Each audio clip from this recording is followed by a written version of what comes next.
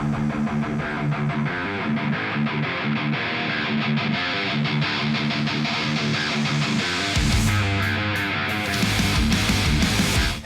everybody. Welcome to another episode of the Alter Ego Podcast. That was a major adjustment. I'm keeping it very quiet because we have our new cast member, and she is sleeping next to us. Miss Kendall has decided to join the group. Welcome, Kendall. She's really sleeping through this. Yes, she is. Announcement. And, of course, Mr. Ryan is here. How you doing, buddy? I'm swell, sir. How are you? I'm doing good. And my little temptress, Hello. how are you? Oh, you know. Here with child. Here with child. Yes. Like physically. Oh, you might even hear her And cooing. you might hear her a couple times. I don't think she's going to scream. She's been fed, which usually makes her happy, however. Yes. But if Megan needs to dip, Megan needs to dip. Ryan and I got this. Wow. You really just put her on the mic like that. I did. She was stretching, and she makes these noises when she stretches. So I just if you guys can't tell, in the 1 minute and 13 seconds we've had her on the show, Megan is obnoxious with this baby. Oh, and I probably have like 3,000 pictures already. She's been fully alive for leans like into 9 it. days. Oh, man. Oh, my goodness. How you doing, Ryan? I am not bad, man. Weeks are weird when you don't show up at the house. I know. You know what I'm weird saying? When I'm not here. Right? I always feel like I'm doing something wrong. Like, it'll be a Monday, Tuesday. Don't I have someplace to be? Yeah. Aren't I supposed to be somewhere other than here? Yeah. But you know, it would be so much easier if you could check the time. Sponsored by our new sponsor, Geared Hardware. Hold on. Pause. Time out. Okay. Are these the people that gave you the watch? They are the did people that I did acquire this rugged yet stylish watch that's perfect accessory for a man who's always on the go, whether it's a board meeting or a bar fight. Made with high-quality materials and backed up with a lifetime warranty, you can rest assured that your geared watch will be there for you when you need it most. And go to www.geared, that's Geard, hardware.com. It's sexy too. He wears it a lot. Nice. Yeah, I wear it a lot. It's really sturdy. It just makes you feel important, and obviously makes people jealous. Yeah, I would like one. You know what I mean? Because my Apple Watch is over here fucking up. And I ain't even had it a year yet. Can I just tell you that right now you can go to www.gearedhardware.com and use the promo code AlterEgo20 to get 20% off of your order. Nice. Dang. So maybe you should take advantage of that. I love my watch very much. So you can, Megan just said it, I wear it all the time, but I may have to use this promo code and go on there and get myself a backup because, you know, sometimes you want to look good. Yeah. The Apple Watch is good for function. Yeah, you're trying to get your steps in. But when you're trying to look good, when you're trying to make a statement, you know, you might want to check out that Geared Hardware. So thank you so much for the team over there at Geared Hardware for sponsoring this episode. Someone's displeased so soon. And we appreciate you, and they will be one of our sponsors going forward. So thank you to them, and a thank you to Mr. Nello, even though he can't be here tonight. He made sure to feed the Austins while they were off on their leave with our baby. So our family over at Tony and Nello's hooked it up. Please go check them out if you are local. As he always does. Yes. I actually popped in there last night. Yeah. And Nello being Nello, food always awesome. Yeah. So go check them out for The real. bomb. Thebomb.com. And you get lots of food left over. I'm going to be eating food for the next 2 days. Yeah, I still have some of mine left over. Yeah, as soon as as sure as the sun rises and sets, you will have leftovers from Tony and Nello's. Yeah. Yeah, And if you don't, then we need your name and number. Let me see if that's mine right there. Because that would be the paper, the white impressive. piece of paper. Oh, Yeah, let me see that. why's it got to be white paper? You know how it is, bruh. Jeez. And just for them taking care of us, I'm going to read their old school ad from Tony and Nello, Southern Italian Cuisine and Grill. It's a hidden gem that's family owned and operated on the outskirts of St. Petersburg at 1136 Pinellas Bay Way South, Tierra Verde, Florida. It's a must try try if you're here in the local St. Pete area for homemade Italian lunch or dinner. Just remember to bring your appetite because the portions are very generous. Call for a reservation today at 727-867-3577 and check out TonyandNellos.com. So for real, go check them out. Honestly, I would drive for 45 minutes to an hour to go to that restaurant. Luckily, it doesn't I take literally us that did. long. I Easy. did just yesterday. So be sure to check that out. Oh, yeah. And before we get into the episode here today, we had another big star pass away over this week. If you're a Harry Potter fan, you're familiar with it. Mr. Hagrid, the actor who portrays him, has passed away. Trying to remember his name off the top of my head, but I know that Harry himself had a very touching tribute to him. Mr. Robbie Coltrane, the actor and comedian who played Hagrid in the Harry Potter movies, has died at the age of 72. Rest in peace. I got to tell you, man, he was such a great presence in those movies. Mm-hmm. Like, you just loved it. Whenever Hagrid was around, you felt safe. Yeah. And I got to say, if you've ever read the books, Hagrid has one of the most badass moments in the entire book series. So, check that out if you want to. Oh, without further ado, let's get into it, huh? Let's talk about a little bit of video game news. Let's jump right in.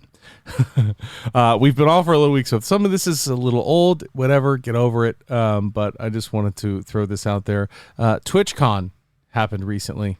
I saw a porn star broke her butt. Her Miss Adriana Chechik broke her fell butt. into a foam pit. Didn't she actually break her back? Or in was her 3 places in the foam pit?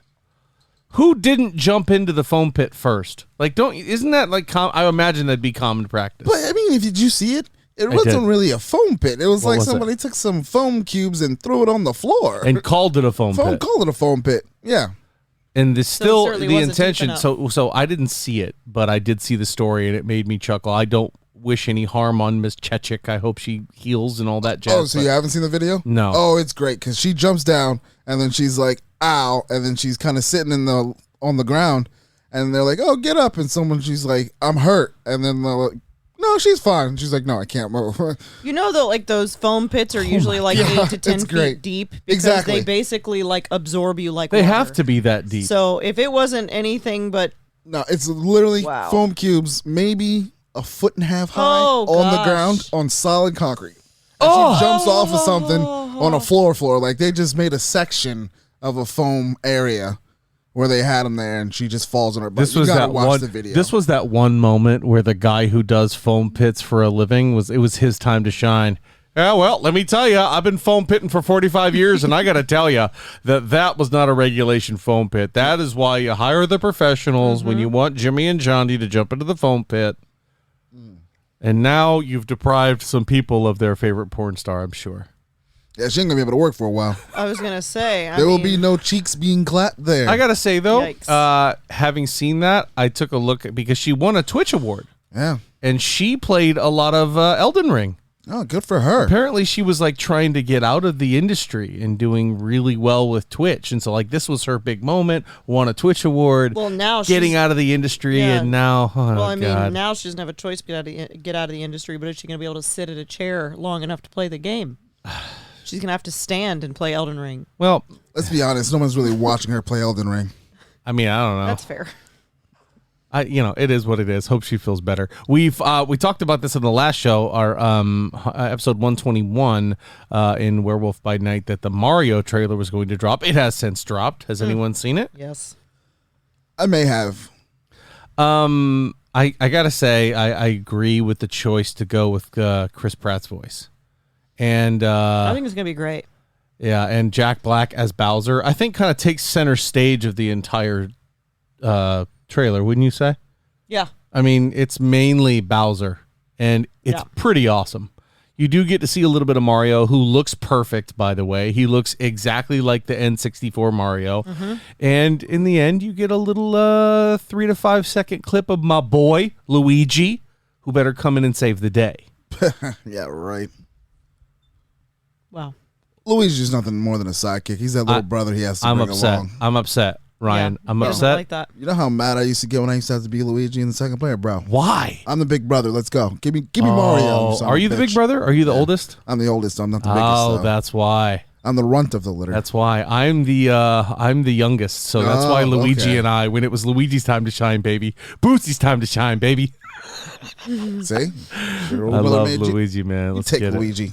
Absolutely. I was happy to. And he's played by Charlie Day, which I think with Luigi's like panicky nature, Charlie Day is so perfect. Kind of perfect. Yeah. So I can't wait to see more. But that begs the question of the Mario franchises, who's next? Because this Mario looks good. And Donkey Kong's in it. He's going to probably be great with Seth Rogen. And that's probably the one character his laugh will match up really well with. Yeah. Yes. You know what I'm saying? Actually. Like seeing now that you big say gorilla that. go like he does. That's actually kind of perfect. So what Nintendo franchise would you like to see? I have an answer for this already, but I'm lucky because I get to write the stories. So I don't know. Who do you think? I see you looking at the wall looking for Mario characters. Funko doesn't make Mario characters. They don't. No, do Nintendo. I'm thinking. They might now that I this would watch a movie's coming solo out. Donkey Kong. Donkey Kong's in this, so it doesn't count. But I would watch a solo Donkey Kong. Could I guess that it might be like a Zelda for you? No, it's not Zelda for me. But that's That's freaking kind of where I great was one. thinking of maybe going. Like Link, but what your main character doesn't talk. Exactly. That's kind of my other Good point. downside. I was like, yeah, Link doesn't speak. So Nintendo specific? Yeah. It's tough. There's Kirby. There's Star Fox. That's that a would good be one. kind of a good one, I think. Actually, Star Fox could be cool. Star Fox would Smash be cool. Bros. Smash Bros would be a great one. I actually was thinking Mario of Kart specifically. Or actually, Metroid. I think I'd that's like to my see answer. Metroid. That's my answer. Samus, Metroid Yeah. Prime. That would be such a good movie. That could be a good adult movie with the kind of the elements of it, like the space monsters trying to attack her. Yeah. And you could get a badass Samus. Who could play Samus really well?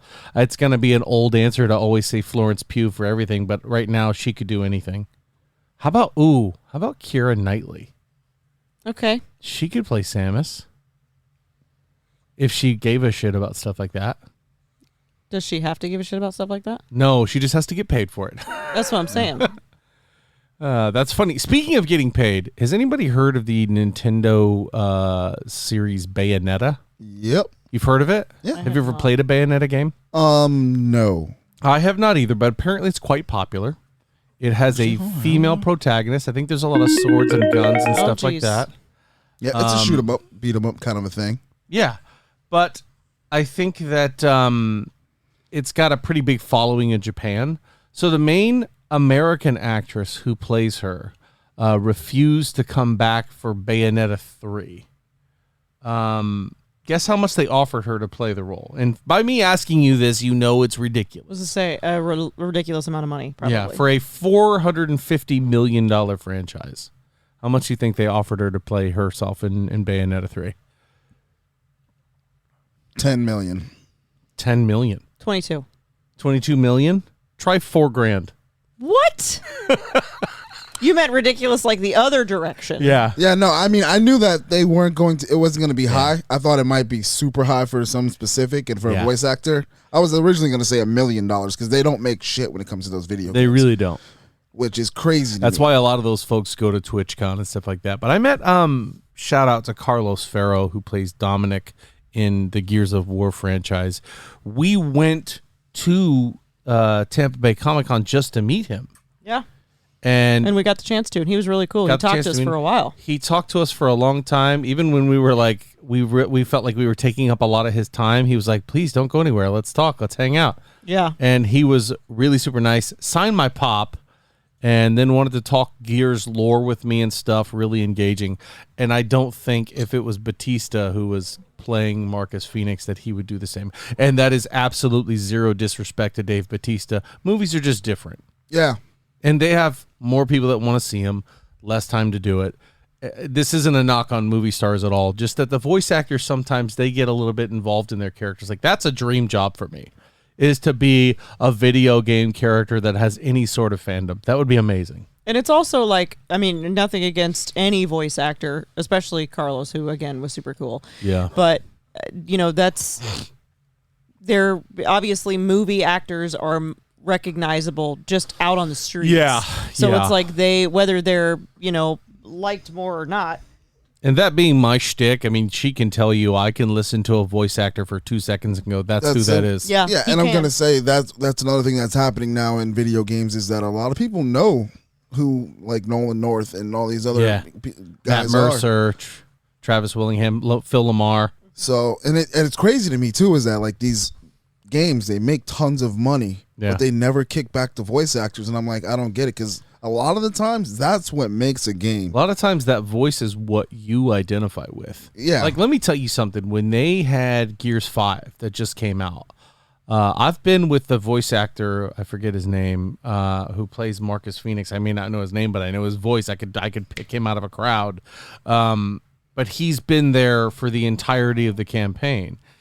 1, 2, 3, 4, 5, and then they're like, "Oh, well, we've got this one with Dave Bautista where he's the character and he's the voice." I was like, "Why would I want that?" Yeah, that's what I mean. You grow attached to him in some aspects, like and having a third installment and you only wanting to pay her $4,000. It's a slap in the face. It really is a slap now, in the face. she has come back on that and said, well, it ended up being because she ended up writing a letter to the creator saying, what do you think I'm worth? Like, let's talk about this. If you think I'm worth something, then what do you think it's going, you know what I mean? Like, what do you owe me? And I think the official came out to $10,500. But I'm still like, no.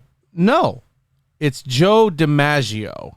Joe DiMaggio, who plays Marcus Phoenix. Oh, yeah, he used to play baseball. I remember that guy. That's crazy to think because that Bayonetta franchise puts out that much money. $450 million. I know that video games make a lot or take a lot to make. They really do. A lot of people and a lot of teams working on them. But when it comes to the level of importance and you wanting to sell your game to the public, if they came out with a Gears and said the next Gears Kate Diaz was going to be in it, but it wouldn't be Laura Bailey, I'd say, what? Why? What is the point? Especially in the games now where there's a lot of talking, there's a lot of going on, like voice acting going on. I never really cared too much about voice acting, to be quite honest. Like, it's whatever, whoever's talking. Yeah. Until Destiny 2. Yeah. And me hearing what's his face, who plays Cade 6. Cade 6, that is the guy from The Rookie. Yeah.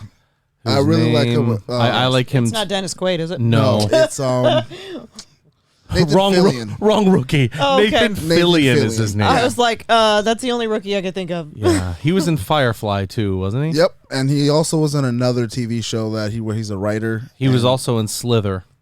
Right, I guess. I don't know. With James Gunn. That's why he's been in a lot of James Gunn movies, is because he did Slither with him. But that's just crazy to me. But like his voice, I'm like, oh, okay. Like every now and again, I hear somebody's famous voice, and I'm like, oh, that's kind of cool that that's them. Yeah. Like you'll hear, I want to say Snoop Dogg's in something or another in some game somewhere, and then I bet you he got paid more than $4,500 to do his voice. In something guarantee it. I guarantee for you 30 seconds to cameo because you're marketing his name at that point. Exactly. Or Lance Reddick or something like. Actually, the biggest one for me was in Call of Duty Black Ops because Ice Cube voiced one of the characters. And as soon as they did that, I was like, oh, that's Ice Cube. And they did Sam Worthington, who was another up-and-coming, at the time, up-and-coming actor. That's before he did Avatar. But I was like, man, this is insane that they got all these great performances. And those kind of people you stick with. Yeah, and I know Ice Cube's a big time. I'm not Ice Cube. Ice-T is a big-time gamer, too. So, yeah. Ice-T featured in Gears of War 3. He played a character in Gears 3 along with Mr. Michael B. Jordan. Oh, nice. I mean, he played Jace in the Gears series. So, I mean, why wouldn't you want to check that out? Anyway, that's just me being a voice actor who has, I don't think in my entire career, been paid $4,000. Okay, yeah, I was right. It is and I've had Snoop Dogg was in Call of Duty. I've had literally millions of people listen to my voice, and I haven't been paid that. And this is not. This is all by design. I don't want to complain, but I'm just saying. Yeah, I mean, I get it too, but I love what I do. I love who I work with. I would never change it, and I would never ask for more than I've ever been given. But it's still kind of crazy to put those numbers on a page. Yeah, it's one of those things like we said, we're not paid to do this. We do this because we love it. It's fun. Yeah. But there's a difference of a business. Like if Google was to come to me, hey, Ryan, we want you to say, I'm not watching that. We're going to pay you $5. Fuck out of here. I'm not saying that. I'm not saying that. Yeah. Yeah. Drop a couple commas in there and I'll do it for you, Google. Give them commas. And I tell you, actually just commas. drop a comma and put a couple zeros in front of it. He'll do it. Oh, yeah. Guarantee it. Yeah, 1 comma isn't the worst. I'll take it. Just I'll watching that. Yeah. But I want royalties every time someone says that. Every time somebody says the very common phrase, I'm not watching that, Ryan wants to be paid. Yep, Not unreasonable at all. Yeah.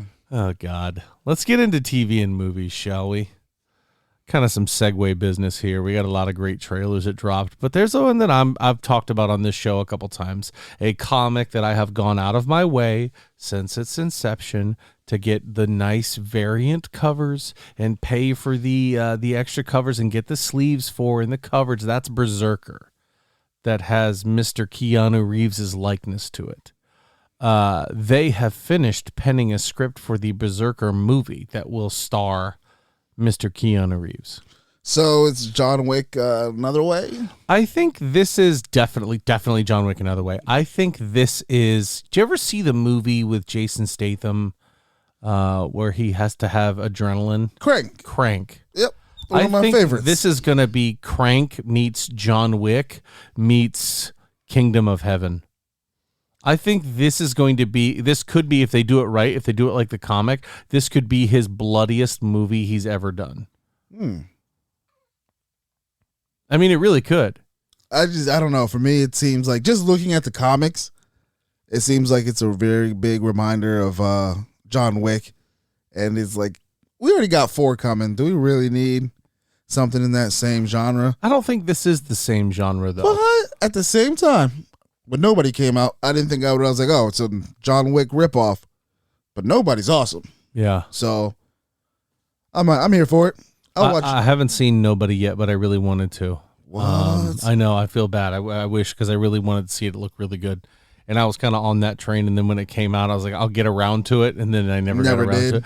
But this one is different. This one is, he's kind of, the way they describe it when they talked about it is like he's a half god. You know, he's kind of like a demigod who his body is mutilated every time he gets into battle. Like he gets completely legs blown off, stuff like that. But then he comes back. You know what I mean? Actually, take away the Kingdom of Heaven. Let's talk Highlander, where he's the immortal and he's always coming through and fighting people. That's kind of what vibe I get from it. And I mean, I'll show you guys here in the room the promo. Tell me this isn't made just for Keanu Reeves. Oh, 1,000%. I mean, it looks just, it's literally him. Yeah. So, I mean, I don't know. I've kept up with the comics. They've been really good. So we'll see where that goes. That being said, there's a movie that's been moved up, Dune Part 2. It has been moved up, I think, 2 or 3 weeks to November 3rd, 2023. So we should be getting a Dune. Or whatever the soundtrack is for that movie. Wow. You know, you felt like you were there when I said it. No, I don't have any clue what the hell you're talking about. Stop it. I still have to finish watching Dune. I never finished it. It was good. Try as many times as I may, I fell asleep around the same part every single time. I remember waking up in the middle of the night to it being on in the room. That's about as much of it as I've seen. Yeah. You guys approach movies differently than I do.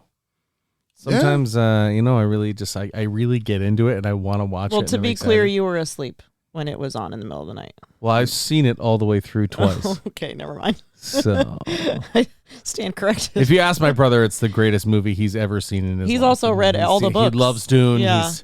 Well, you know, in Dune, I'm like, oh, God. I remember there have been like 3 or 4 different times of when the first one came out that he was like, do you see Dune? Yeah. Like asked. What do you think about Dune? And I was like, buddy, I'm going to get to it. I appreciate the hell out of Is this how I am when it comes to like Lord of the Rings or certain comic book movies? Am I that guy? Oh my gosh, have you watched the new She-Hulk? I am 6 episodes behind you, babe. 6 episodes. Yada, yada, yada, yada, yada, it's like 8 episodes, and she's like, I'm only 8 behind. Jeez Louise. By the way, she will have seen it by next week because next week we are talking She-Hulk. And I'm not 6 behind. I'm probably like 3. But, I was making a person and things. Don't use our baby as an excuse. Don't be that person. Well, I'm pretty sure she just pooped in my lap, so. Atta girl. See? She's showing her displeasure for you trying to use her as an excuse.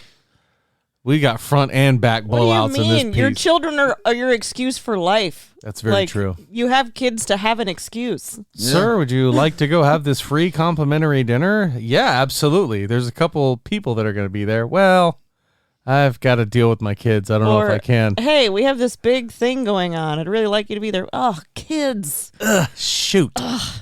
Gross. I know. They're the best excuse. Or you'll be working and you'll be like, I don't want to be here. Yeah. That doesn't happen. No, that's not true. I have the ability to work from home. But I'll tell you, I've never been there's something with my kids I got to go, but there has been something where you get a phone call and you're like, I've got to go, my kids. Yeah, that's true. Anyway. Okay, so let's take a break, and then we're going to get into Marvel and DC. We saved DC for last because naturally we're talking about Adam Negro. Is that how you say it in Spanish? I don't know. I thought his name was Tetten something. Teth Adam? Tetten. I don't have a clue. Toth? Teth. T-E-T-H. No, it was definitely Teffen. I'm going to bet you $1 crispy it's Teth Adam. Oh, I know it's Teth Adam. All right. We'll see you guys in just a minute. And we're back. Had some technical difficulties. But now we're getting into Marvel, and I've got to swallow my pride on this one. I've got to own this and look at Ryan in the face and tell him that Blade has been moved back from November 3rd, 2023 to September 6th, 2024. Oh yeah, you'll see that movie in 2025. I am what? So double or nothing? I'm 3 months away. No, the bet was for 2025. I thought the bet was for 2023. No. Is it? Yeah, I thought the bet was 2023 because it was originally going to be the end of 2023. So is it double or nothing that it makes it to 2024? I thought the bet was that it wouldn't make it out of 2024. But if guys tell me if I'm wrong, I feel like it was 2023 because I remember when it was originally scheduled for November, you were like, "Ooh, that's got it really close." Like I feel like it was 2023. Okay, I'm secured on both of those. I don't know. We'll have to listen to an episode. Yeah, somebody let us know. Somebody has to know. But I just know that I don't care either way because it's not coming to like 2025. It's coming out in 2024. Yeah, you wishful thinking, bro. No, it's happening. It's happening. So I think we talked about it a little bit last week, but apparently there have been major production issues on this movie. The director has up and walked out. Mahershala Ali was very displeased with the lack of excitement. Here's what I don't get. How do you have a lack of excitement with a vampire hunter and you have 3 movies of shit that worked before that? I think wasn't it like the script? Like he said that there was like no action in there. No action. He said 2 action scenes. One of them wasn't really that great. Yeah. I mean, here's the thing. That's why I honestly, when they said they were going to change it to Mahershala Ali, it's not that I have anything against him, but we all know Wesley Snipes is Blade. For sure. So my man just got fresh out. You know what I mean? He finally paying them taxes. Yep. Let him make some money. But I got to say, Wesley has already said he would come back. Exactly. But let him do it. He's the only hero that I've been able to see that could be in a movie for 11 minutes straight and not say a word and still be the most compelling guy on the screen. That's Wesley Snipes. There you go. He is the godfather of everything superhero you see today. Yeah. He paved the way for Tobey Maguire, for RDJ, for Henry Cavill, for The Rock, for all these people that it works for. And on the big screen, Wesley Snipes is the guy who paved the way for you. Yeah. That's why I feel like they should have just returned it and just let him do it. That's why I don't get how they're having so many issues. Now, I don't want them to have Wesley Snipes do it because then you're making all those other Blade movies canon. You can't bring back Dracula because in Blade 3 he kills Dracula. I want them to be able to have those stories and that stuff come back. And Blade love you, buddy. He looks like he's in his 40s, which for him means he's got to be 64, 65. Yeah. I don't think he can do that, and Mahershala Ali has better acting chops. I don't think he's a better martial artist. That doesn't mean he can't do it. But I think as far as acting and him being in other movies and other roles, I think Mahershala Ali's the guy. I don't know. I don't know. For me, I don't need Blade to act the whole lot. You know what I mean? I don't need him to. Well, the problem is he's being tapped to be that underground leader, right? For him to be talking to Black Knight at the end of Eternals already shows that he is trying to lead the charge of the supernatural side of things. You know how old Mahershala Ali is? How old is he? 48. Get out of here. Yep. How old's Wesley Snipes? He's got to be like 60. Yeah, I mean, if you say anything around 48, I'll rescind my statement and say let's just call it. That is surprising that he's that old. Yeah. He is 60 years old on the dot. Ooh, am I not really good at that? I'm the one who said it. You're hurting me. You didn't. I said if he looks 40, so he's got to be 60. Yeah. Oh, I didn't hear that part. Jeez. I guessed 60 though, and I didn't hear your. Anyway. Hold up. So speaking of movies that have been pushed back, go ahead. I don't know how accurate this is, so I'm not even going to say anything. But that they want Wesley Snipes to show up in a multiverse scenario where we have more than one Blade. No, apparently. Because that would be incredible. Wesley Snipes is allegedly making a movie called Blade Killer. I'm sorry, what? To rival the MCU's Blade. Nobody cares. He is going to get some actors that are doing infomercials to come over and do this Blade Killer. It's not Wesley, listen to me. Don't do this. Bro, what he said is we did white belt action in Blade. Now we're going to do black belt action. I dig it. I'll watch it. Can I just put that out there? Yeah. If he does it, I'm not as much as like, please don't do this. I'm more of kind of like, I want to watch this dumpster fire roll out. I don't want him to. I don't want him to close the door on the MCU. Don't. Just don't do that, man. Because as of right now, the door is open and people, whatever. I want to see it. Deadpool 3 was also moved back from September 6, 2024 to November 8th, 2024. So 2 months. Nobody cares. I think this is a direct correlation to Hugh Jackman signing on to the project. I think that moved production back probably for his schedule. I think that's what they were waiting for so long. To get Blade into the MCU as they were waiting for Hugh Jackman to be available. And this is the one. What does Hugh Jackman have to do with it? His schedule for shooting and stuff. But is Hugh Jackman in a Blade movie? He's in Deadpool 3. Oh. Which is what I just talked about. Yeah, you said Blade. That's what. No, I didn't. I said Deadpool 3 was moved from September 6, 2024 to November 8th, 2024. Ryan's head's still in Blade. No, I swear. Deadpool. I said Deadpool. You said Blade. All right, you want to put a crispy dollar on crispy dollar. All right. Wow. All right, guys. You're not going to... Back it up about You're a not minute. pausing it right now. No, I'm not. Yeah, I did pause. So the dollar has to go back and forth because I did say Deadpool 3. Then when I talked scheduling, I said Blade for Hugh Jackman. Yep. See, I was right. So they were both right. Dishonor on my family. We need to get 50-cent pieces so we can That's right. We can slide them back and forth. Oh boy. Yes, Deadpool 3 moved back to November 8th, 2024. And the one that hurts the most is Fantastic Four, moved back from November 8th, 2024 to February 2025. Folks. Ugh, I don't like that. I'm not mad at it. I think they're probably looking at some of this stuff too that's going on, and they're trying to fix. And I think they're slowing stuff down for Feige too. Yeah, I think they're saying, okay, all right, too much is on his plate. Let's slow some of these down. Let's get our story elements right.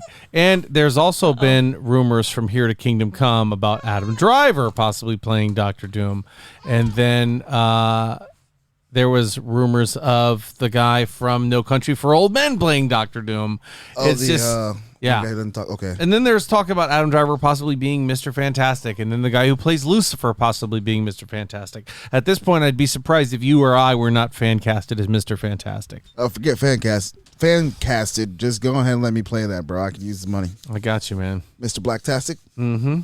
Mr. Blacktastic. Mr. Blocktastic. He's got... I'm gonna stop my song right there. Yeah. Oh boy. But yeah, I get it. I get it. I don't want to see it, but I get it. So. I mean, I've so far seeing this whole MCU thing unravel. Like I said, I feel like the MCU, Kevin Feige's trying to jump the shark. And he is just going so big, and it's not making any sense right now. And I think you're losing a lot of people. I don't think it's not making any sense right now. I think these are some filler movies. I think you're absolutely right when it comes to Thor: Love and Thunder, how that one really lost a lot of people. And I think, and I don't want to get too much into this, but She-Hulk, we'll talk She-Hulk next week. I think this has lost a lot of people, and I think for the wrong reasons, but I don't want to get into it until next week. Yeah, I don't know. For me, just like anybody I talk to now, they're like, Marvel, because I mean, you think about the duds, Eternals. Eternals was another huge dud. I can't even remember. I have all the crappy movies I've had to sit through so far, and but they're not all crappy. I think the ones that you named are really the ones that have not hit. And see, here's the thing: they start hitting, and I'll just talk about this for a brief second. Hitting demographics that are not young, amped up males or 30-year-old dudes who just want to see people get smashed by a superhero like Miss Marvel or She-Hulk or other stuff that they may not be educated on or they may not be familiar with. It makes them angry, so they sit there and say that the MCU sucks. No. The MCU and nerd culture is for everyone. So when they have something that isn't necessarily geared directly towards you, doesn't mean that it sucks. It just means it's not for you. Yeah, I get that. I mean, I just think when you think about the last set of the MCU movies, almost all of them to me were pretty good. Yeah. There's only like maybe one or two where I'm kind of like, I won't watch it again, really, but it's still, they're all pretty solid. Eternals and Love and Thunder are the two that I said I won't be watching these again. Like, I like Doctor Strange. Doctor Strange was pretty good. So is and I've watched Doctor Strange 4 or 5 times. Spider-Man No Way Home, we've watched that countless times in this house. It's just it's hard to put a pin on those other two, man. They were just and I think those might have been the wake-up call that made a lot of these things get paused. And not to mention, let's think about this too. There's a lot to juggle. You just got the X-Men. You just got Fantastic Four. The only thing you don't have is the Spider-Verse. Yeah. So, and that's why I felt like they probably should have slowed it down. Yeah. Like, you guys should have figured out how you're going to introduce the X-Men, figure out how you're going to do all that instead of trying to combine them all, because some people may not care so much about X-Men versus more just the other stuff. You know what I mean? And I don't think necessarily that they're going to want to combine them all, but how do you get them in a world that feels like they're powerful, and find a reasonable discussion for why they wouldn't be involved, right? So like all these world-ending events that happened before Endgame, where people were blipped away, where were the X-Men? Where were the Fantastic Four? And that's kind of my point. It's like they weren't there before, so why try to work them in now? Right, and that's what I'm saying. So that's the complication, is how do you introduce them in a meaningful way without making it seem like, oh, well, we just didn't interfere because we didn't have to. That's stupid. That's lazy. Yeah, that's why I was kind of saying, like, you could almost have had your own separate things, like just the X-Men is the X-Men, Fantastic Four is the Fantastic Four, and blase blah. Let those two worlds exist in whatever time and place, wherever. And I think Doctor Strange is what really made that possible when they started introducing other worlds and other heroes. I mean, look at their version of the Avengers. It was way different than our Avengers. Yeah. So that's why, to me, I think they're taking that long, and they're going to be, I think, doing something with the Inhumans too. I think they're going to make them not Inhumans and go back with the original plan of making them mutants. So there's a lot of things to juggle. And the last one that's been pushed back was Avengers Secret Wars from November 7th, 2025 to May 1st, 2026. Sounds like a lot, but it's really only 7 or 8 months. So we'll see how that ends up going. But, you know, that's a tough pill to swallow, but I think it's for the best reasons. Yeah, I'm okay with pushing things back to away from. As being a guy who's played games forever, I want the best product you can put out. So if it takes you longer, cool. Because honestly, movies really aren't on my radar anymore. Like when you hit me up like, hey, Black Adam, it's like, oh, forgot that was a thing. Yeah, we'll go see Black Adam. Yeah. Like, Jack agrees except for Diablo. Yes. Well, Diablo's been He's taking tired his of sweet, waiting. sweet time. I literally remember watching the trailer for that movie. I'm pretty sure the year Years that we ago. bought this house, A which year was ago. 4.5 years ago. No, I don't think it was that far away, but It was a long damn I know time that it ago. was one of those things that I stopped her, whatever she was doing.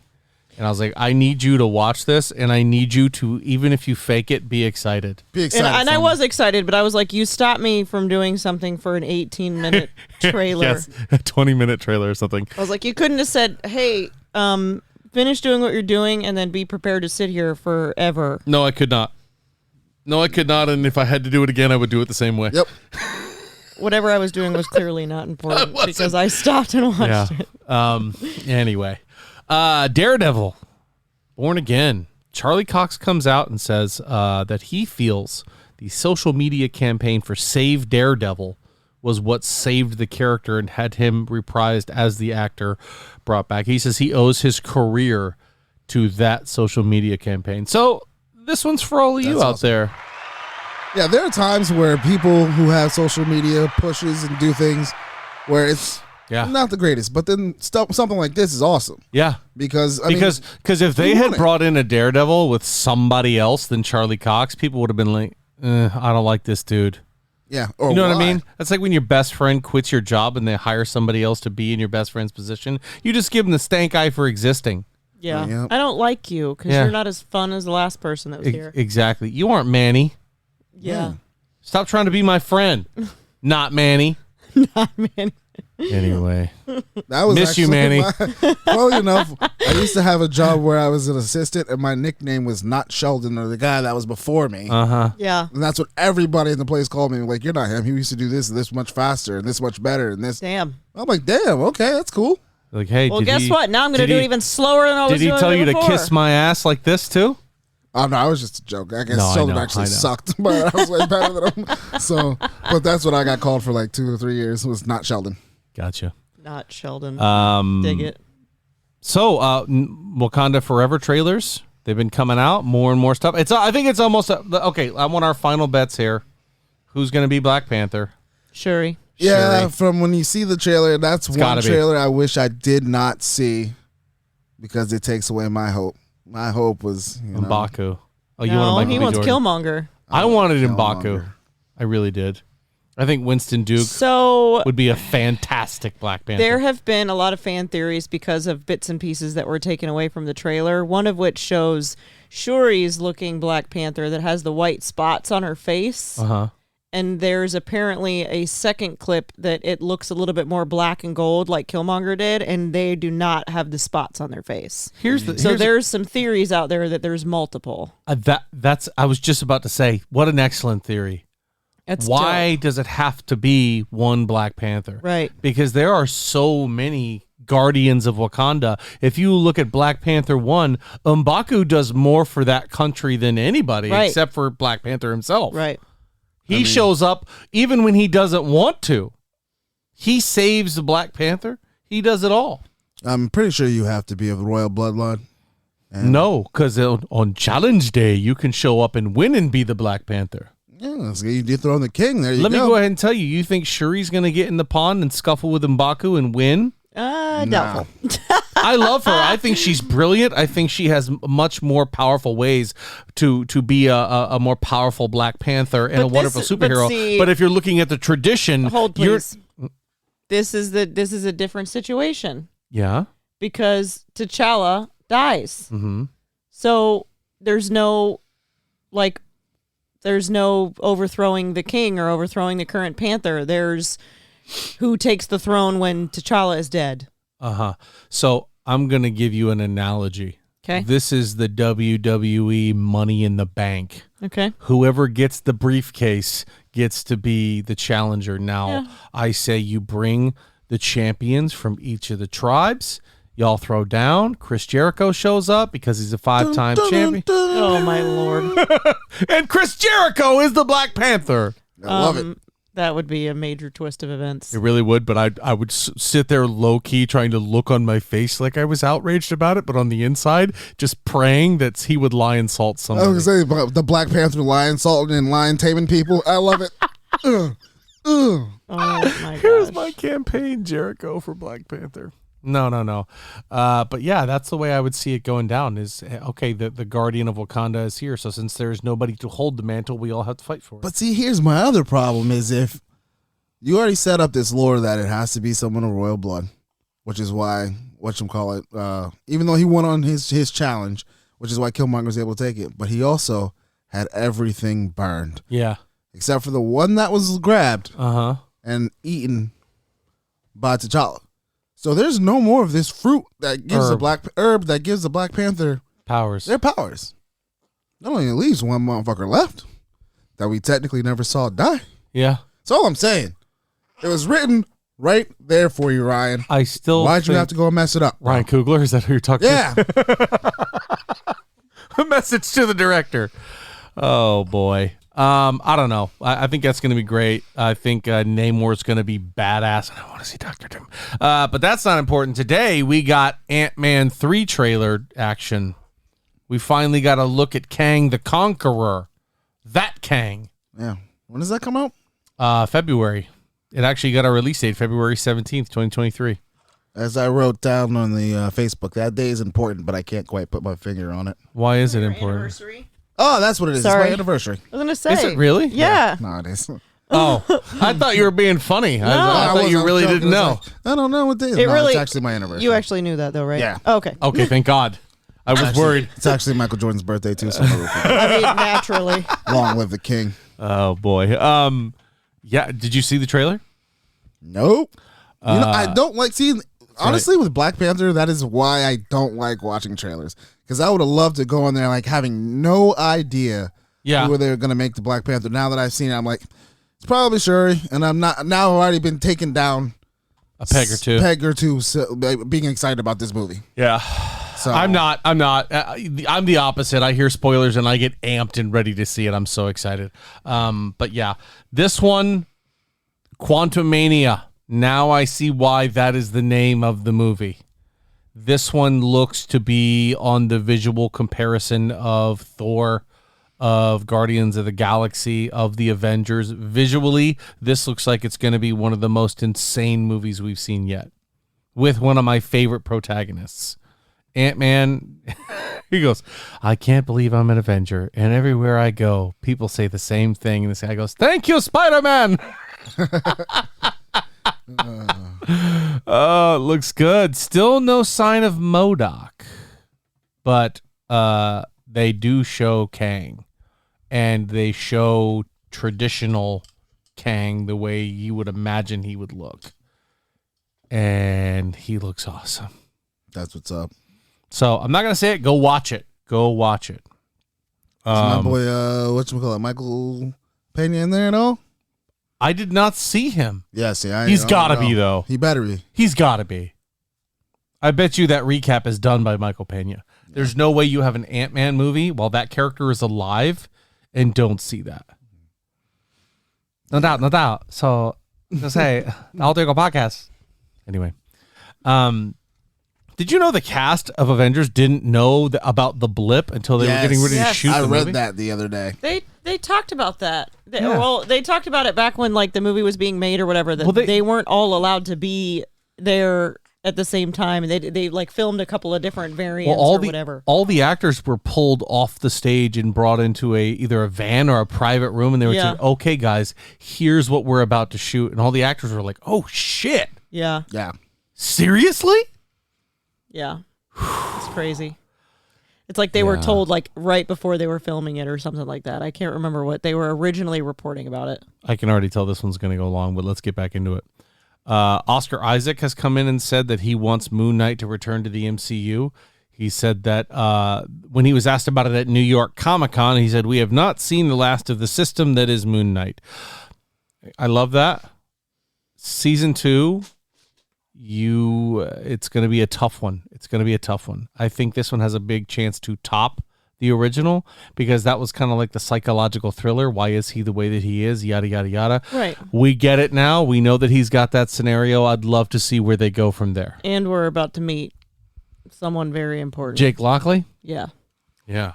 Because he was very, very lightly introduced right there at the end. Yeah. And that's the one that's going to cause... Yep. that caused that we just didn't really realize it. Well, those of us that don't know anything about Moon Knight. Yeah. But I think it's going to be pretty cool seeing it actually happen from his perspective. Yeah, I agree.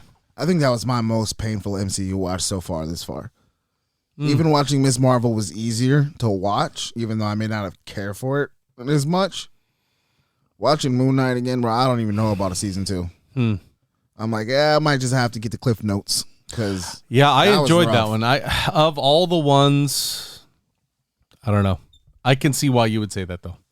Not everything is for everybody, so it is what it is. That one was not for me. Tom Hiddleston has come out and said that season 2 of Loki will be the last time we see him as Loki. I thought it said... I'm just kidding. I was going to say... Hold on a second. I just wanted to make her upset. I was going to say, I'm pretty sure it said literally the opposite It does. Okay. And it says he has to see his brother again. Wouldn't that be insane? Yeah. If we got to see Thor and Loki back on the screen together? So, I don't know. It's going to be exciting to see Tommy back in an actual movie setting. I mean, we need Loki. He's one of those guys that can be a constant. Yeah. I don't think we're going to see him in any more pivotal moments where he dies. I could be wrong. I was going to say. But that would be kind of played out, don't you think? A little bit, but maybe this time he actually Wouldn't dies. It be the funny running joke? They're like, Loki's going to jump out here at any moment. It would be actually kind of cool if he keeps dying and then they just replace him with a different Loki from a different universe. Like the alligator Loki just shows up one time and then the next one, Yeah. I wouldn't mind that. That'd be interesting. So in other casting news, they finally cast Mephisto.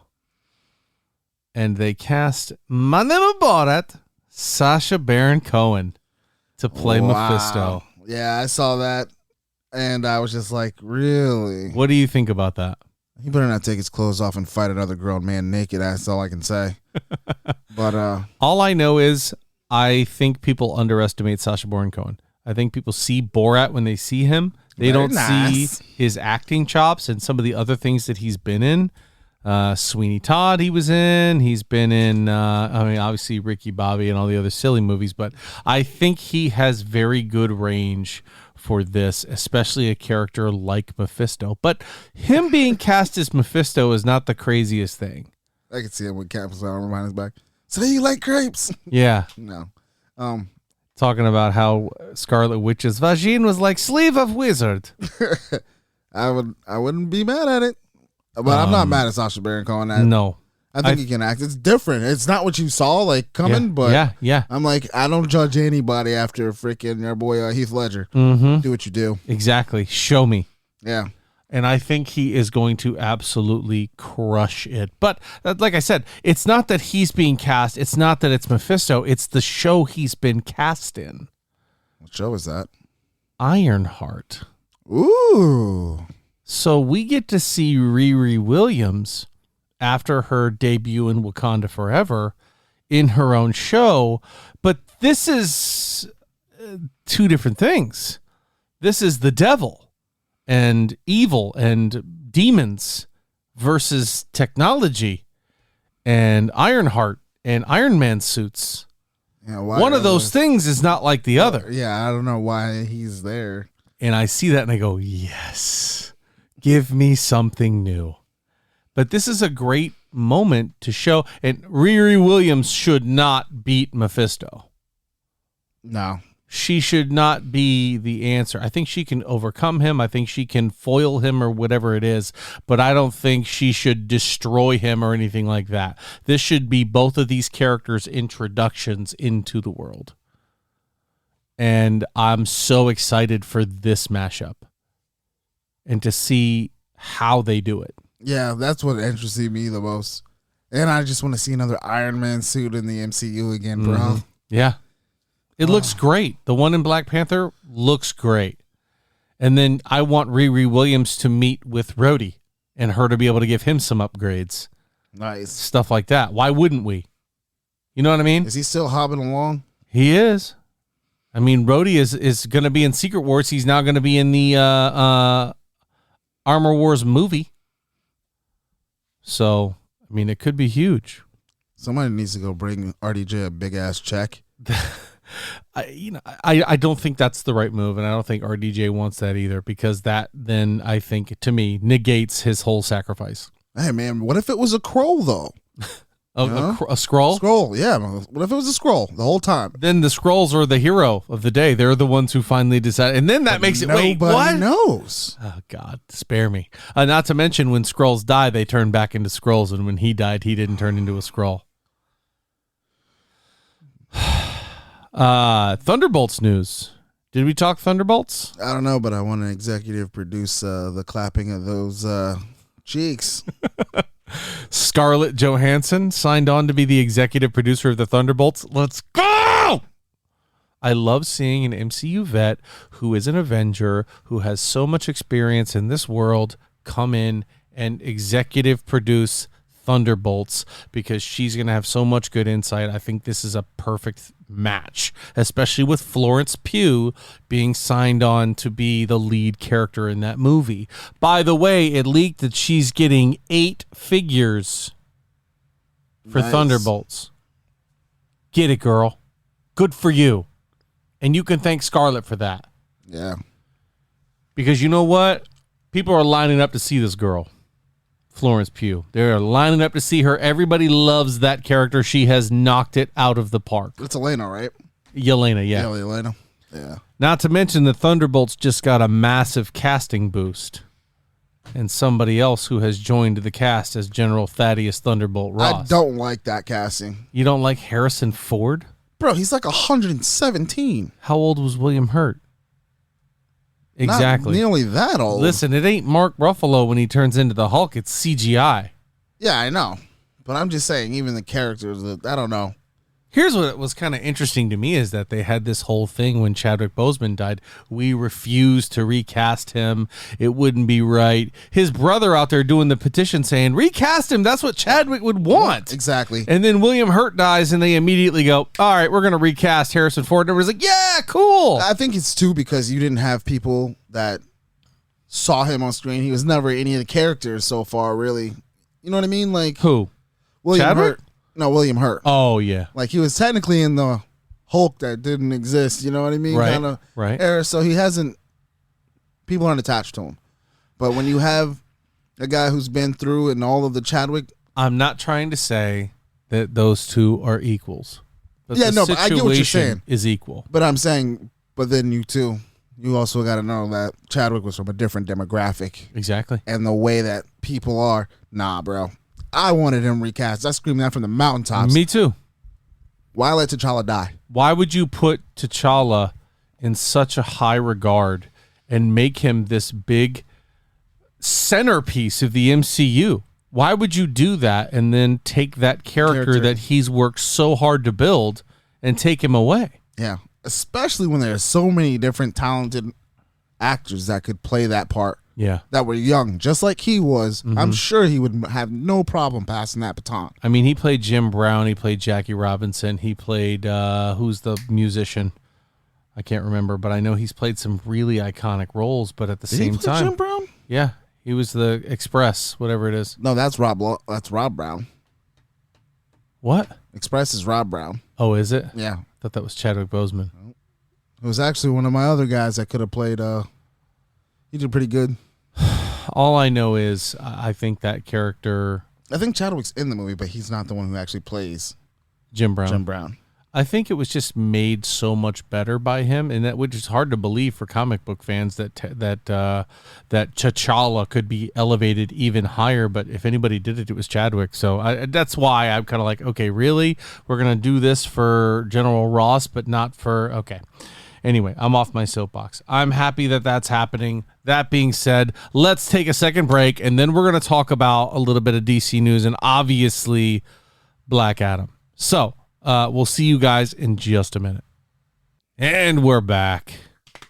Talking about a little bit of DC, we were blessed to get the hookup to go see Black Adam on Wednesday. Go see it and just see this hype train that's been, I guess, rolling forward, the big reset for DC. Ryan and I are here. Mama had to go take care of the little one, so we will miss her, but she didn't get to go see the movie anyway, so it kind of works out. But you know what's amazing to me too is that in The Rock's career, this is his greatest opening weekend. Is it really? And only 67 million. I mean, it sounds like, I know it's a lot. Yeah. But when you hear about how much was the budget for the movie? Do we know? Movies going, I don't know. It's got to be more than 67 million. It's DC. It's probably $4. This movie, honestly, I came into it. The budget for this movie was $195 million. Yeah, that's a tad here more than $4. Wow, that's a lot of money to make this movie. And they made 65 million opening weekend, right? That's not international because The Rock is loved internationally. Yeah. I got to say this. I don't want to get into spoilers just yet. Okay. But this movie was not as bad as I thought it was going to be. I thought this was going to be a mystery science theater type. I can't believe this movie. I'm going to be laughing my ass off at it. The Rock as a hero and as his physicality as Black Adam, you buy it. He's very powerful. He looks good in the superhero gig. He is believably strong. He is believably, I don't want to say unbeatable, but he is as Black Adam. He is, he's got that presence. But I don't know, feel free to chime in anytime, but I feel like this movie suffered mightily from the same thing all DC movies suffer from, and that is a lackluster, underdeveloped antagonist. And yeah, antagonist, supporting cast. Yeah, supporting cast that you don't give a shit about that you're allegedly supposed to, but if you're like me, I had no idea who some of those people were. Well, as far as the heroes go, you talk about the Justice Society. Yeah.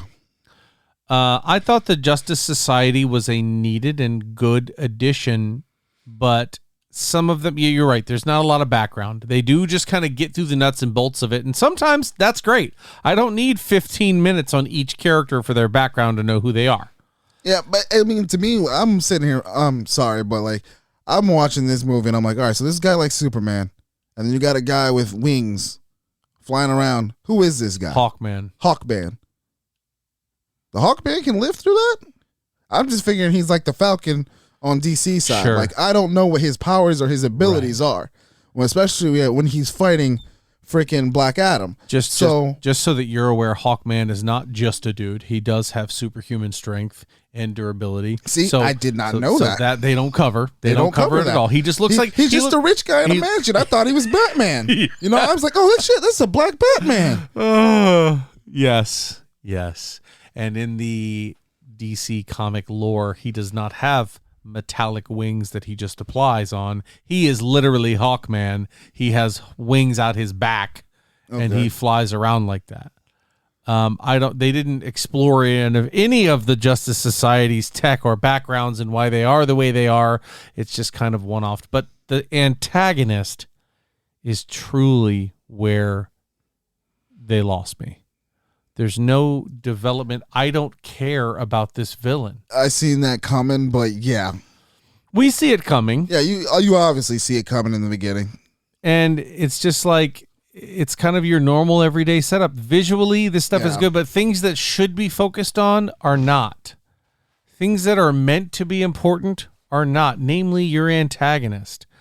There's something that happens to Black Adam and you're like, oh, God, I can't believe that. And then it is thrown away and not really mentioned again or relevant again. And I just didn't understand it. I got to ask, what was that? Eternium.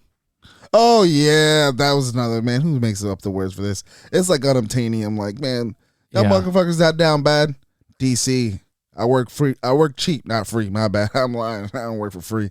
I work cheap. But I'm sure that's part of the lore. And they were like, there was a good backstory, and I think it was built in the right way. They're like, okay, we've got all this, but you are going to come with The Rock. I may not be his biggest fan. I may think he's kind of a one-trick pony, but a lot of people out there love The Rock, and there's nothing wrong with that. However, you're going to bring somebody as compelling as The Rock. you had better have somebody standing on the other side who's just as compelling. Because then there's no real need to worry about your protagonist. You don't care. Not at all. And so that was one of the things that really suffered. And the comedy suffered as well, too, because they tried to throw some comedy in there. And I thought some of it was good. Some of it was funny. But there were certain things that they did in the movie that I was like, okay, what is the point of this? Yeah. Like, it meant to, it's like slapstick comedy in the middle of something that was meant to be very serious. And not even good slapstick comedy, bro. It was like worse than a bad dad joke. Some of them. Like, I might have chuckled like twice at that whole movie. I mean, CGI fights galore. And if you're just looking for something to watch, great.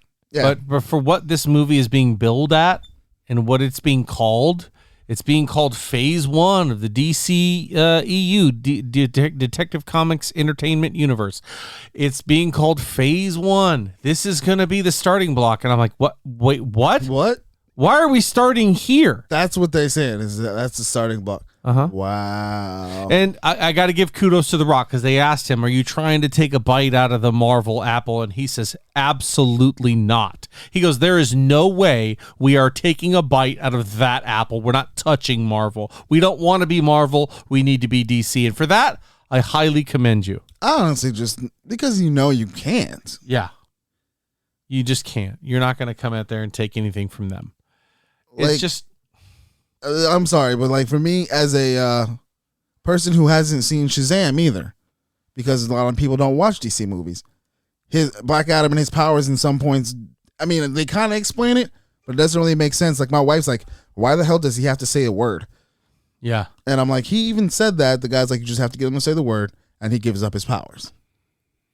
Yeah. For that, and like, here's how I can talk about it. There are certain movies where I can remember every detail, every character. I can't even remember the two supporting. Actually, I can. I can remember Atom Smasher, Dr. Fate, Hawkman, Black Adam. Oh, you're forgetting the winged chick with the legs. Yeah, I don't remember her name. Me neither. But that's a problem. Yeah. I don't. These characters were not really fleshed out. Oh, you know what's funny is I don't even think they actually called him Mr. Fate or Dr. Fate or whatever it is. They never used his actual name. Right. So when you told me that after the fact of the movie, I'm like, oh, okay, that's who that guy is. Yeah. I had no idea who the fuck he was. They kept calling him Fate or whatever his name is, Anthony or whatever. I don't know. Yeah. All I know is this was a love letter from The Rock to himself. Yeah.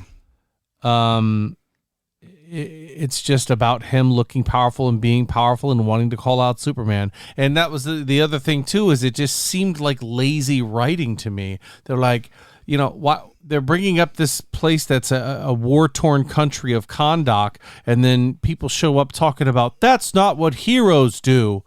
And I even thought to myself, who gives a fuck? Who cares? Yeah. Why are you bringing up what heroes do? This you're no hero. And the guy's like, I know. Yeah. I'm not a hero. I'm not trying to be a hero. And that was just to me like, heroes don't kill people. Well, I do. Well, you've already established that you're not a hero, that you don't want to save certain people in certain situations. You're willing to kill the bad guy. And in the scenario, I'm like, why are we caring about this? See, that was another thing that kind of got me. Was you guys waited for this guy to wake up or do whatever, and then you send these guys immediately to go stop him. Yeah. What did he do that warning that you had to go stop him? Mm-hmm. Just other than show up and be powerful. Yeah. Like, that's dumb to me. Yeah. And here's another thing too, and it's kind of tackled in the movie. Oh, let's say this. Let's get into spoiler territory. Okay, yeah. And then my other thing is the bads that were in this, the bad guys, the little foot soldiers. Intergang. Who was the boss of that? What was the point of that? Yeah. Like, you never saw anybody who ran that or why they were there. You do. It's implied. It's implied that it's the one guy. Okay. Yeah. But even still. Yeah. It was just that it wasn't, there was no reason in any explanation is a one-liner. Anyway, let's get into spoiler territory. Let's do it, because, man. If you're still here and you don't want spoilers for Black Adam, that ship has sailed. We're getting ready to get into it. So. Yeah, just wait for it to come out on HBO Max. Do that. Seriously, do that. I'm not even going to say that this was a great movie. It had so much potential to be a great movie, and it just fell flat. For reasons we're about to talk about. So that being said, here we go. 10, 9, 8, 7, 6, 5, 4, 3, 2, 1. Spoiler territory for Black Adam. Here we are. The people of Kahndaq always being ruled or made, being enslaved by their king because they need to go find Eternium. Eternium. Yeah. Because Eternium, they use it to create a crown that will summon the devil. Yeah, it was the 7 demons. The 6 demons or whatever it was. I'm like, what? Okay, so the king shows up and is like, "Hail Satan!" Why? What's the point? Yeah. And there's a kid that wants to be the hero and save the people. And then he shows up and does the little hand gesture. And everybody starts doing the hand gesture. I'm like, what's the purpose of the fucking hand gesture? Hove. What? It's the Rock. Yeah. Why are we doing this? And everybody's like, oh, we love this kid. He's our hero. And they start off with this young lady who is a geologist of sorts or something. And I'm the only one who can find the crown. Why? Yeah, they never explained that either. Like, why? What is this? Your job? You the crown holder? Yeah. Why is Intergang looking for you? Somebody needs a crown held. They call her. I don't think so. Yeah. No way. So they needed her to find the crown, which they never explain why they're going where they're going, or where these caves are, or why the caves are important. They never explain any of that. We're going to this cave. And the cave is where we're going to find the crown. And honestly, okay, I am me. So I'm like, why does this movie exist? If he gets the powers bestowed upon him, he goes in there and he smokes the whatchamacallit, the bad guy. The king. Why doesn't he just break the goddamn crown too? Well, they said that because he lost control of his powers. And you would have think it would have destroyed the crown. The wizards were like, oh, this guy's no good. What we need to do is trap him. He's evil. So they trap Black Adam after destroying the temple with all the bad guys in it. Yeah. But see, it would have destroyed the crown. That's my point, though. Yeah. It should have destroyed the crown. Mm-hmm. And why is it that Eternium is the only thing that hurts him too? I never got that point. And that was the thing that I didn't. That's what I was trying to mention earlier. Is he gets hit with this rocket that has Eternium in it. It has a little 5-inch light laceration on him, and he's out for the count with it. They bring him to their house. The Rock looks at it, points at it with lightning little laser coming out of his finger. The little laceration goes away. It's never brought up again why Eternium hurts him. Nope. I don't get it. There's so many bad holes in it. Like, the main bad guy is with the geologist to begin with. Yep, and if you know movies, you see it. And he knows this chick has her son with her all the time, knows the son is important, but still tries to be the wolf in sheep's clothing and get her to lead them there when he could have done what he basically does for the rest of the movie, put a gun to the kid's head and say, show me where the crown is. Yeah. But instead, no, I am the leader of this multi-million-dollar corporation called Intergang, which is, for whatever reason, oppressing all of the people of Kahndaq. And for some reason, I need this crown. By the way, the young lady's name is Adriana Tomaz. Yeah. And then the little crown that she has doesn't explain the story or how she got it, right, or when she would know when to use it. And then just the story of even unlocking Black Adam and leaving him out. I was like, man, this is dumb. She happens to walk across, and this is all of her expertise, right? They go where they already know where they're going. They don't explain how she knows where the crown is, where the cave is. They just show up. There happens to be runes on the wall, and she reads them. So anybody who knows ancient Kahndaq has the same level of skill as this woman. Which, if this Intergang and this guy who's with her the whole time was so obsessed, the whole shtick is that the main villain is a direct relative of the king, who was oppressing the people all those years ago. And it's his right to get the crown and rule Kahndaq with his gang of mercenaries. You know what else was my favorite part after that, too? Was when they're like, you can't touch that throne. Why? It's just a piece of whatever. Rock. There's no significance to it. Right. Or is there? Or did you guys leave that out too, DC? Well, no, they didn't leave it. They're like, so they don't understand that there's any sort of mythical power to the throne of Kahndaq. Nothing says anything about it. But all of a sudden, they can't let the bad guy sit on it. Otherwise, he's going to reach the demons in hell, and all the dead are going to come back and fight for him, which they do. And these dead have the fighting prowess of an 80-year-old drunk man who's running at you on rollerblades. They wasted their whole CGI budget on watching The Rock fight and fly around. And they were just like, yeah, this is all we got left, so make those zombie things not even really zombies.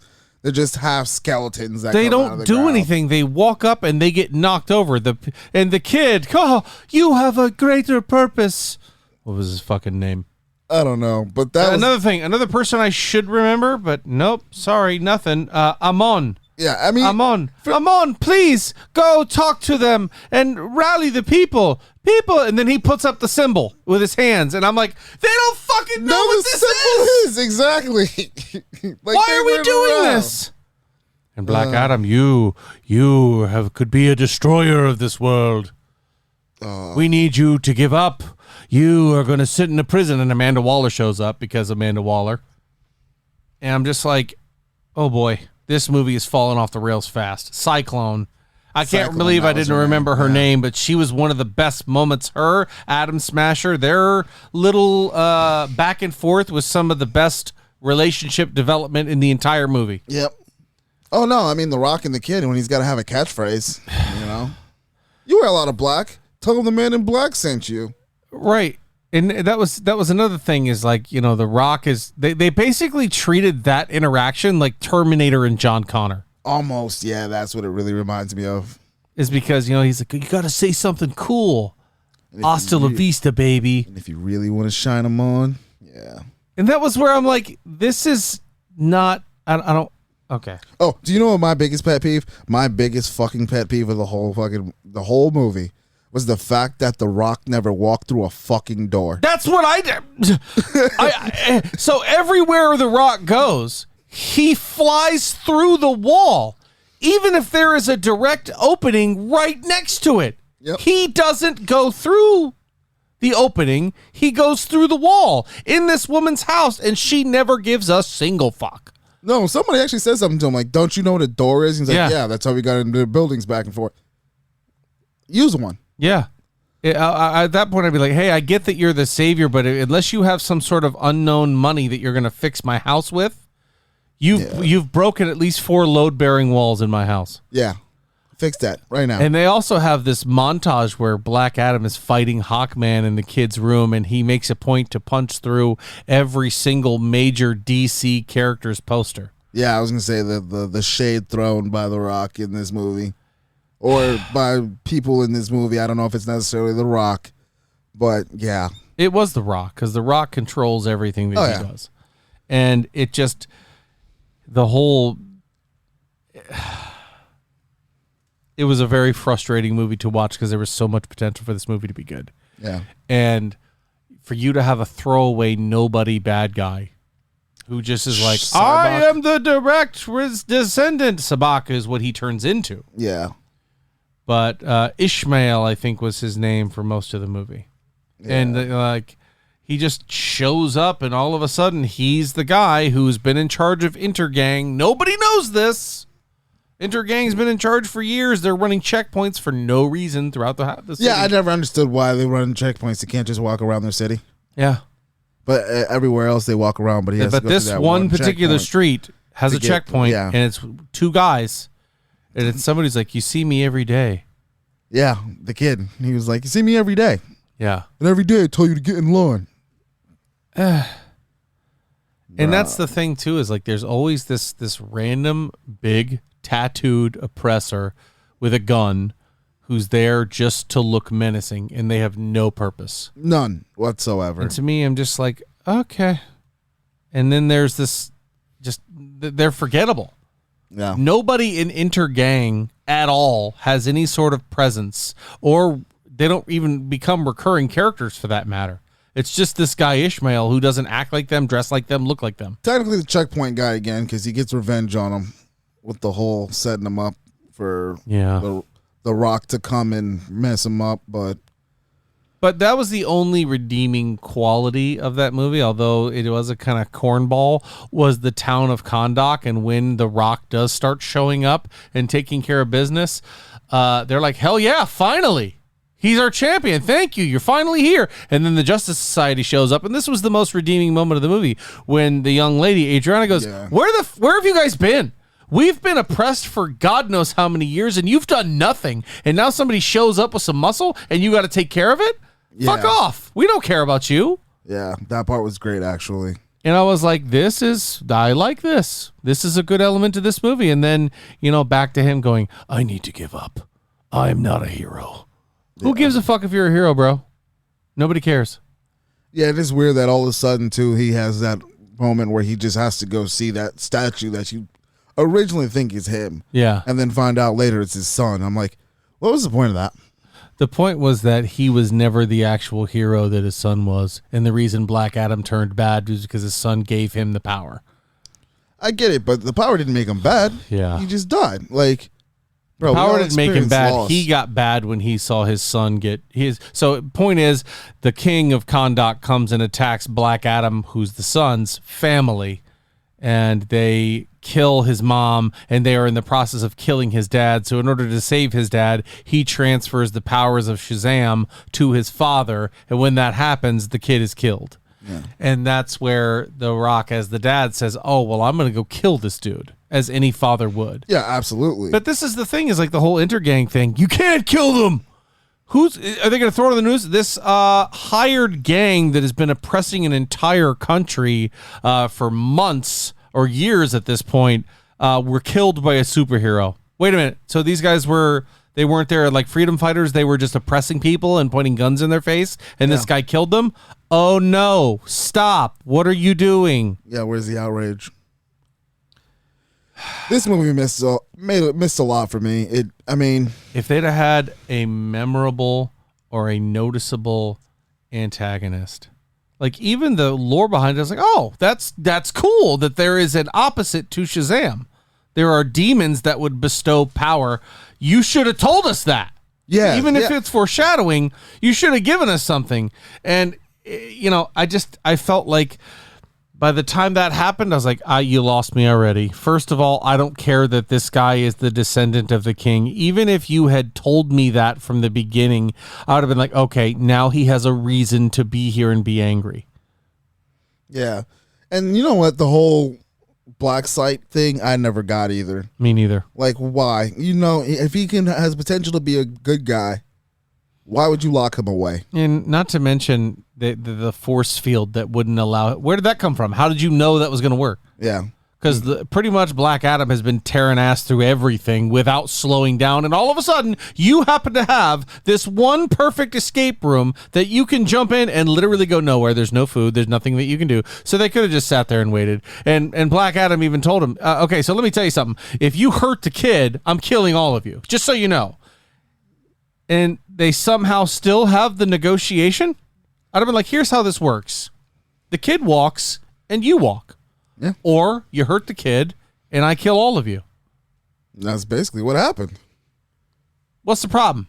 Yeah. They're like, we're going to go there. We're not going to give up the crown. We're going to fight. We're going to negotiate. We're going to do our thing, not give up the crown. I have the kid that you've known for hours that I have this kid. Okay, here's the crown. Okay, well, there goes fucking plan A. Yeah. Not a big fan of it. Yeah, this one, and the big thing too was Waller at the end. There is one cutscene in mid credits of Waller threatening Black Adam, which was just so stupid. This woman in a power suit going, "All right, super alien, you need to do exactly what I tell you as I'm telling you on this drone and not to your face." Here's my other thing: Waller had control of the Suicide Squad. Mm-hmm. Nobody has control of Superman. Right. Which was why that to me when he walked through, I'm like, bitch, what? Like, I honestly was hoping for a second it might have been somebody like Bloodsport or somebody like, hell, I was even half hoping for, whatchamacallit, fucking Peacemaker to walk through there or something. Yeah. But, no, of course. But so she's always got, and she said she could call in a favor for somebody off-world to show up. That's a pretty quick favor. Yeah. For you to call in Superman. And why is he off-world? Well, no, just came from an off-world. Oh. Because he says nobody on this planet can beat me. And he goes, well, maybe I'll call somebody in from another planet. And then you get Henry Cavill, who, to me, Henry Cavill and Superman, sure, if they're close in power, okay, whatever. But Henry Cavill and Superman should body Black Adam. Yeah. And like I said, for me, it would have been super hyped with the whole they're going to make a Black Superman thing going forward. Yeah. As if it would have been Michael B. Jordan who would have walked out. That would have been cool. You wouldn't have known really who he was, but when he's in the suit, you kind of get the picture. Yeah. I don't know. I just thought this was a forgettable movie. A lot of big stars, The Rock, Pierce Brosnan, Aldous Hodge. They were good, but it was like just not enough. There was nothing in there to make me go, okay, this movie is going to be dope. It was all flair, no substance. Yeah, I mean that was the thing. Some of the fight scenes with The Rock, visually, grade A, awesome. His presence as a superhero, as a badass, awesome. Story, 0. And Digimon Hansu showed up. That's when I was like, hey. Oh yeah, that's right. He was he's one of my favorite. He's Shazam. Yeah. He's one of my favorite characters. One of the wizards. Yeah. But I don't know, guys. Black Adam. It didn't really do it for me. I am looking forward to seeing more, different direction, different story. I think there's a lot of potential for this character, but this movie alone, it just wasn't for me, man. Yeah, me personally, I want to know more about Hawkman. Yeah. I want to know where he diversifies his bonds and stuff with. Like, is it with the Wu? Could be. How does he have Professor X-like building and plane? Who's his landscaper? Yeah, who's his landscaper, bro? You notice not a blade of grass moving in that motherfucker, boy. All right, guys. Well, that's going to do it for us here at the Alter Ego Podcast. Big thank you to Geared Hardware, Tony and Nellos. And we love our folks over at Ford Supply anyway. Thank you for checking out episode 122. You can hit us on Facebook at the Alter Ego Podcast, Instagram, Alter Ego Pod. You can email us at alteregopodcast2@gmail.com. Let us know what you think. We'll see you guys around the corner for episode 123. Hey, Geared, well, Black Wrists Matter. Pick your boy up. Pick your boy up. All right, y'all. We'll see you. I'm going to have to probably grab one of those things. It's just so hard to replace.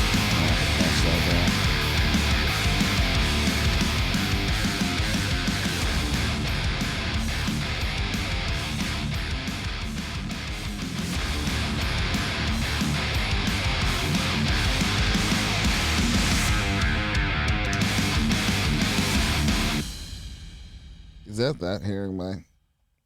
Yeah. Nice.